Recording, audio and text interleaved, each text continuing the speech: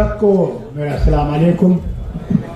Stage پہ بیٹھے ہوئے لیڈران کرام اور مولانا حضرات، آپ سب جو یہاں آئے ہوئے ہیں،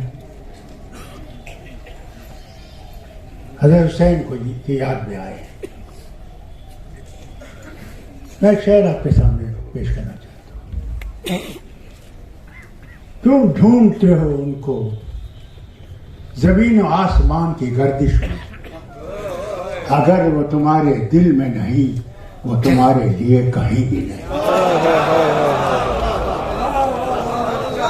سب سے بڑی بات تو یہ ہے، ہم نام کے مسلمان ہیں، ہم عمل کے مسلمان نہیں ہیں. اگر ہم عمل کے مسلمان ہوتے تو ہم ڈرتے نہیں.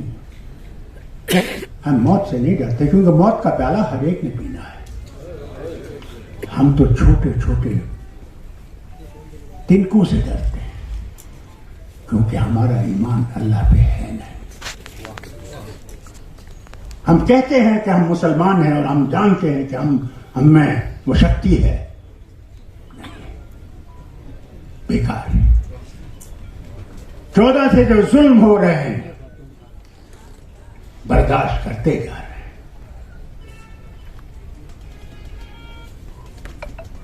اور اف تک بھی نہیں کرتے. ظلم ہوتا جا رہا ہے، ہوتا جا رہا ہے، اور خاموشی سے ہم اپنے عیش عیاشی میں ڈوبے ہوئے ہیں.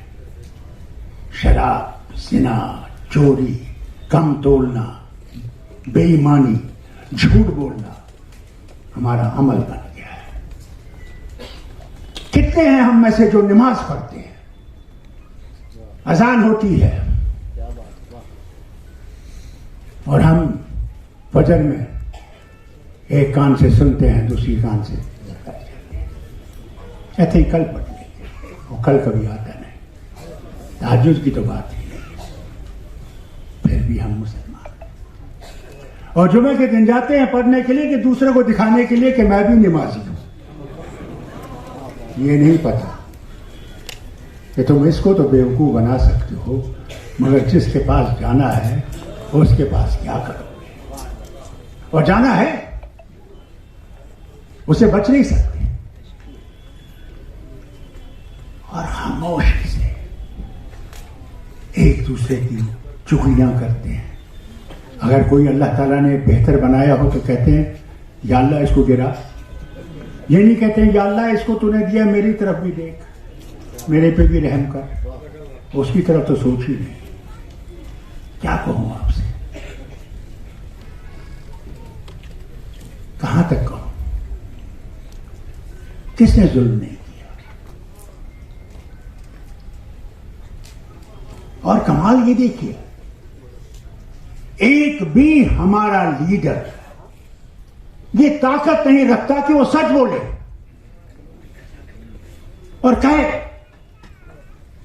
کہ کھڑو. ہم کسی کا حق نہیں چھیننا چاہتے مگر ہم اپنا حق مانگتے ہیں. ہم کہتے ہیں اس کا حق ہے دے دیجئے، مگر ہمارا حق بھی تو دیکھیے. ہم بھی حق رکھتے ہیں زندہ رہنے کا. ہم کوئی باہر سے نہیں آئے ہیں، ہم یہاں کے ہیں. مرنا یہاں، اسی زمین میں جانا ہے. ہمیں کہا جاتا ہے یہ دور کیا ہے، کیا پتا یہ کن کی اولاد ہے، کچھ پتا نہیں. یہاں تو مغلوں نے بھی راج کیا، پٹھانوں نے بھی راج کیا، الیگزینڈر بھی آیا، کون نہیں آیا. اور نفرتیں اس طرح بھی پیدا کی جا رہی ہیں جیسے کہ مسلمان سب سے برا اگر کوئی ہے تو یہ مسلمان ہے. وہ کیوں؟ کیونکہ مسلمان نے جب اللہ کا راستہ چھوڑ دیا اور شیطان کا راستہ پکڑ لیا، آج ہم ان کے سامنے بالکل شیطان دکھتے ہیں. اگر ہم نے بھی اللہ کی رسی کو پکڑا ہوتا تو آج ہم بھی بہتر ہوتے. آج ہم بھی کہتے کہ نہیں. دیکھیے مسلمان ملکوں کا حال دیکھیے، ہمارے پڑوسی کا حال دیکھیے، افغانستان کا حال دیکھیے، اس کے آگے چلیے اور دیکھتے جائیے کیا ہے مسلمانوں کا حال. ایک دفعہ میں دھوا گیا ایک کانفرنس تھی، اور وہاں بڑے بڑے نیتا آئے تھے، صدر آئے تھے کئی ملکوں کے، اور اسرائیل کی پہلی دفعہ ایک منسٹر آئی تھی عرب زمین کے اوپر، اور وہاں پہ جب یہ ایک انگریز جو آیا تھا اسے تو گزارش کی کہ دیکھیے جو آپ کے پاس اتنا پیسہ ہے وہ ہمارے پاس رکھیے، ہم آپ کو اس سے سب بہت فائدہ دیں گے۔ میرا وقت آیا، میں نے کہا مجھے یہ بتائیے یہ جو پیسہ آپ کے پاس آیا ہے یہ کس نے دیا؟ اگر اس اللہ نے آپ کی زمین پہ یہ چیز رکھی تو کیا صرف آپ کے لیے رکھی یا اس کے لیے رکھی کہ یہ آپ کو دی ہے، یہ آپ دوسروں تک بھی پہنچائیے جو آپ سے غریب ہیں، پسماندہ ہیں، ان کو اٹھایا ہے۔ میں نے کہا میں یہاں آپ کا پیسہ لینے نہیں آیا ہوں، میں یہ کہنے والا نہیں ہوں کہ ہندوستان کے بینک میں رکھیے، نہیں، میں نے کہا کہ پیسے کو انسانیت کے استعمال کیجیے، انسان کو بڑھانے کے لیے کیجیے، انسان کی صحت کے لیے کیجیے، کہ وہ اللہ کے سامنے آپ کے لیے دعا کرے کہ اللہ تو نے جو اس کو دیا ہے اس نے مجھ تک پہنچایا۔ میں اپنے دوستوں سے کہتا ہوں تم جب میرے گھر میں کھانا کھاتے ہو، یہ میں کھلانے والا نہیں ہوں، کھلانے والا وہ ہے، مجھے توفیق دیا کہ میں تمہارے سامنے لا رہا ہوں۔ ہم تو سمجھتے ہیں کہ ہم کھلانے والے، ہم نے مسجد بنا دی، میں نے مسجد بنائی، تم کون ہے مسجد بنانے والے؟ اگر اللہ نے تمہیں توفیق نہیں دی ہوتی تمہیں مسجد بنا نہیں سکتے تھے، تم اس کا پایا ایک نہیں بنا سکتے تھے۔ یہ ہماری کمزوری ہے، ہم مسلمانوں کی کمزوری ہے۔ کتنے ہیں جو قرآن کریم پڑھتے ہیں، اس کے معنی سمجھتے ہیں؟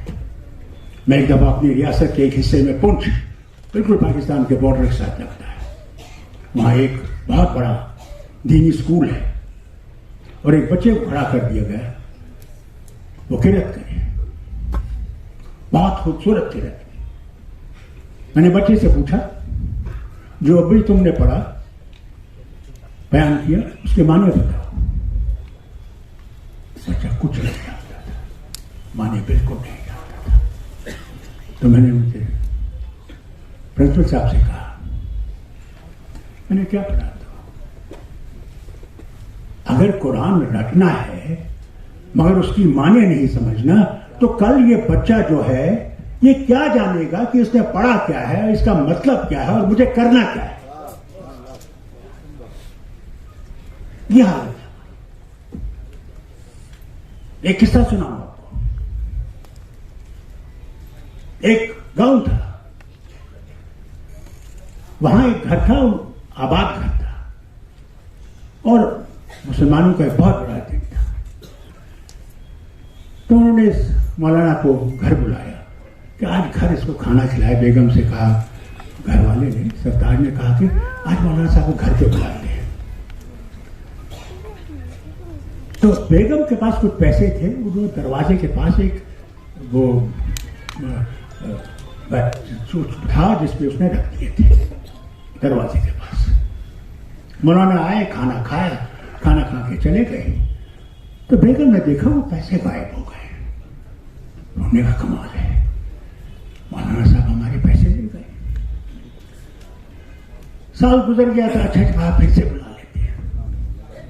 مولانا صاحب کو جب بلایا تو مولانا صاحب بیٹھے، پانی وانی پیا، تو پوچھنے لگے، بیگم صاحب نے پوچھا مولانا صاحب آپ پچھلی دفعہ آئے تھے تو آپ نے کچھ یہاں پیسے تو نہیں دیکھے؟ بھائی صاحب میں نے دیکھے، کیونکہ دروازے کے پاس تھے، میں گھبرا گیا کہ ہوا آئے گی یا بکھر جائیں گے، چلے جائیں گے، دروازے سے باہر نہ چلے جائیں، تو میں نے یہ قرآن کریم میں رکھ دی ہے تو وہاں پہ رکھا ہوا ہے۔ جب بیگم نے قرآن کریم کھولا اور روپیے اسی میں پڑے تو مولانا کہتے ہیں 1 سال آپ نے اس کا ایک ورق بھی نہیں کھولا ہے۔ یہ حال ہے ہمارا، قرآن تو رکھا ہوا ہے، جائے نماز رکھی ہوئی ہے، تسبیح رکھی ہوئی ہے، مگر استعمال نہیں ہو رہی، استعمال یہ ہے ہمارا حال. اسی لیے اگر ہم آج تباہی کے دھانے پہ ہیں کیونکہ ہمارا عمل صحیح نہیں ہے, ہمارا ایمان صحیح نہیں ہے, ہم اس سے بہت دور ہیں. اگر آپ نے اور ہر قوم کو یہ لگے کہ ہم ان کے ساتھی ہیں, ہم ان سے نفرت نہیں کرتے, آہستہ آہستہ آپ دیکھیں گے تبدیلی آئے گی, انشاءاللہ آئے گی. جو آج ہمارے خلاف بولتے ہیں وہ بھی جب ہماری عمل ٹھیک ہوگی وہ بھی سمجھ جائیں گے کہ ہم صحیح تھے اور ہم صحیح لوگ ہیں. اللہ کرے کہ وہ دن آئے, یہ نفرت کے بادل جو ہیں یہ چھٹ جائے. کوئی دھرم برا نہیں ہے, انسان برا ہے. انسان دھرم کوئی برا نہیں, کوئی یہ نہیں سکھاتا کہ برائی کرو, جھوٹ بولو, بدماشی کرو, چوری کرو, کوئی دھرم نہیں کہتا, بلکہ یہی سکھاتے ہیں کہ دوسرے کے ساتھ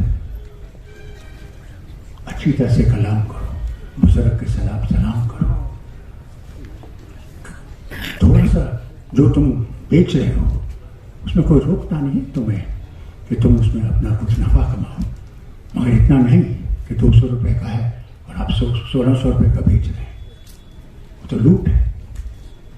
اگر ہم سچ بولنا شروع کریں, سچ بولنا آسان نہیں ہے, سچ بولنا بہت مشکل ہے, میں مانتا ہوں, خود مانتا ہوں بہت بولنا مشکل ہے, مگر جس دن آپ سچ کو پکڑ لیں گے اس دن اللہ آپ کے لیے راستے ایسے کھول دے گا کہ آپ حیران ہو جائیں. میں جو آج آپ کے سامنے کھڑا ہوں, ہمارے یہاں کشمیر میں شیعہ اور سنی میں مت بھید ہوتا تھا, اور اس مت بھید کو میرے والد نے 38 میں ہی ختم کرنے کی کوشش کی. زلزلہ نکلتا تھا رات کے وقت, میرے والد نکلے اور کہا نہیں, زلزلہ دن کو نکلے گا. اور جب دوبارہ آئے جیل کاٹنے کے بعد تو سب آگاہوں کو بلایا, وہاں 4 گھر ہیں آگاہ, بڑے آگے, اور کہا اکٹھے جلوس نکالیے, ایک سال ایک آگاہ نکالے گا, دوسرے سال دوسرے کا ہوگا, تیسرے سال تیسرے کا آگاہ کا ہوگا. پہلے تو لگا کہ آگاہوں میں بھی معافی مانگتا ہوں یہ کہنا یکجہتی نہیں ہے, یہ اللہ کا. جب وہ یکجہتی ہو گئی تو زلزلہ کا جلوس نکلتا تھا. والد نے مجھ سے کہا فاروق تم اس زلزلہ کو شروع کرو, تم جاؤ ان کے ساتھ. 7 میل کا سفر صبح 7 بجے شروع کرتے, رات کے 10 بجے ختم ہوتا تھا, اور میں زلزلہ کی رسی نہیں چھوڑتا تھا. کیوں؟ کیونکہ مجھے محبت تھی اس سے, جس نے اسلام کو زندہ رکھا, جس نے انسان اپنی قربانی, اپنے خاندان کی قربانی, اپنے دوستوں کی قربانی دی, اسلام زندہ رہے. اور وہ جو بادشاہ ظالم مغرور, اس کی بات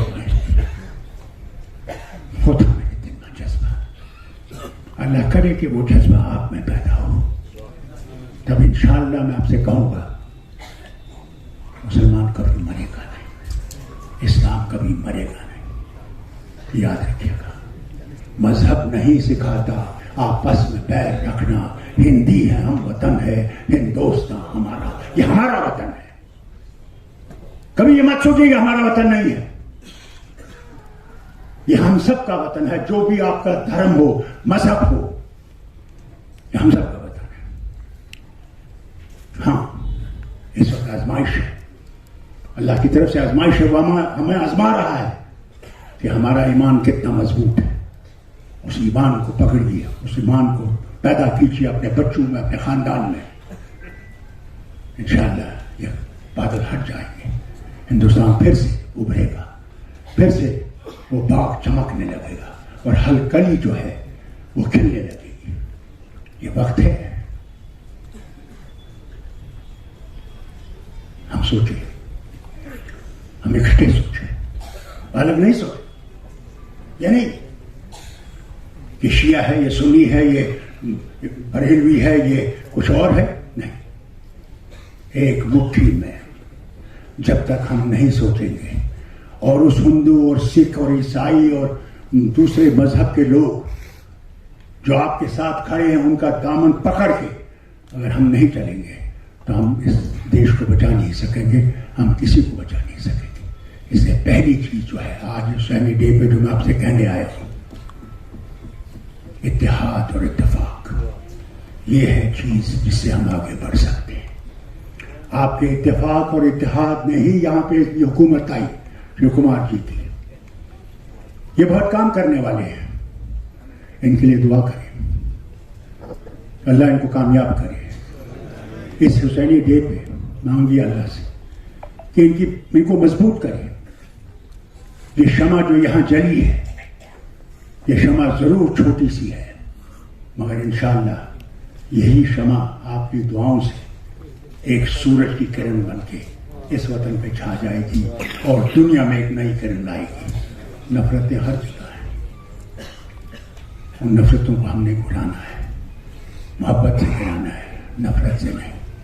کوئی گالی مارے یہاں سے سلام پیش کیجیے اور اللہ سے مانگے، یا اللہ اس کو صحیح راستہ دکھا. یہ نہیں یہاں سے تھپڑ مارو، وہ راستہ ہمارا نہیں. ہمارا راستہ ہے اپنا وقت، اپنا مضبوطی سے اپنا حق مانگو، ڈرو مت. اللہ کے سوا کسی سے مت ڈریے. اللہ تعالیٰ آپ کو بھی سلامت رکھے اور مجھے بھی مرنے سے پہلے وہ دن دکھائے جب یہاں انسانیت کا سورج ہمارے وطن پہ پھر سے چمکے گا. بہت بہت شکریہ. اللہ حافظ.